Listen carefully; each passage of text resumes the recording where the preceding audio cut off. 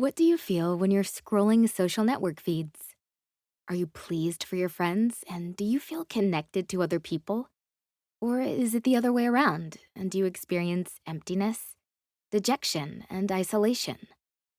What happens to you when you can't be online for a long period? Do you start feeling agitated and afraid of missing out on something? Most importantly, do you get the impression that other people are living much fuller lives while your own life is just passing you by? If the answer is yes, now you know that this is called fear of missing out, or FOMO. Let's get to grips with what this is, how it arises, and how to deal with it. Despite the fact that people associate FOMO as a phenomenon with the spread of social media, it didn't just appear out of nowhere. We all have the tendency to compare ourselves with others and are subject to cognitive biases when it comes to this kind of comparison. Think about it. We mainly see in others what they want to present to us. In our own psyche, all of our weaknesses and failures are available to us.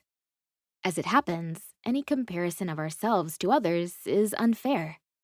How did social media influence this, though? It intensified these biases to the max. Now, our self presentation in virtual reality is almost like a separate identity that leads its own life. We are able to be extremely selective about what we present to society. Our opportunities for falsification are enormous. All told, now it is not real people that you are comparing yourself to, but polished online projections of them. FOMO isn't just envy and the sense of your own inferiority, though. FOMO is a product of round the clock access to events happening to other people. It's easy to guess that if you consider a large number of people, something is bound to be going on with them each second. That doesn't mean that every second of each of these people's lives, 24 hours a day, is rich and vibrant, though. However, this is the illusion you get when you watch what is happening in other people's lives on social media. You compare yourself with a rich variety of selected events of all of your acquaintances. This is supplemented by the fact that the way social media works creates the superficial effect of being present. You exist within a virtual flow of events that never ends and which contains only life's vibrant moments. Do we even need to point out that this is a biased picture of reality? You only have to come out of the virtual flow and into the open, and your life seems gray and worthless to you. So, adjustable self presentation and a continuous flow of information in real time are what creates the basis for FOMO. How does it manifest?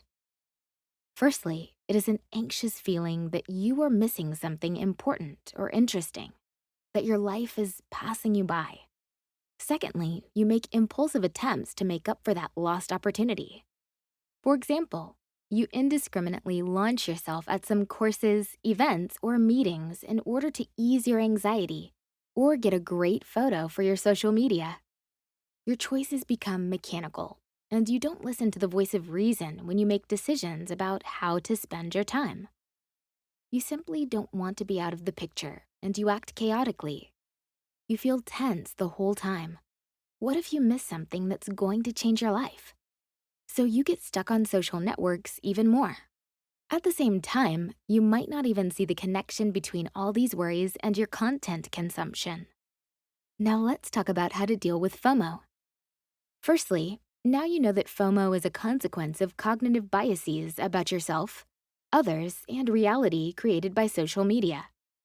Reminding yourself of this if you have negative automatic thoughts when using social networks is already a pretty good way to help. You could note down a supportive reminder about the nature of FOMO, for example, on a postcard or on your smartphone, and take a look when FOMO gets the better of you. For instance, you could write, "Now I feel anxious because it seems like I'm missing out on something." This is happening because social networks create the illusion that everyone around us is living ideal and exciting lives. I need to remember that this is just a biased projection of real life, and that I'm often unfair to myself by comparing myself to others. A second thing that might help is refocusing your attention. We live in a time of unlimited choice of life opportunities, or at least the appearance of this choice. There are always going to be more missed versions of events than real ones. How about focusing on what you're not missing out on? Things that could help you to do this are regularly practicing gratitude and making daily or weekly lists of good events.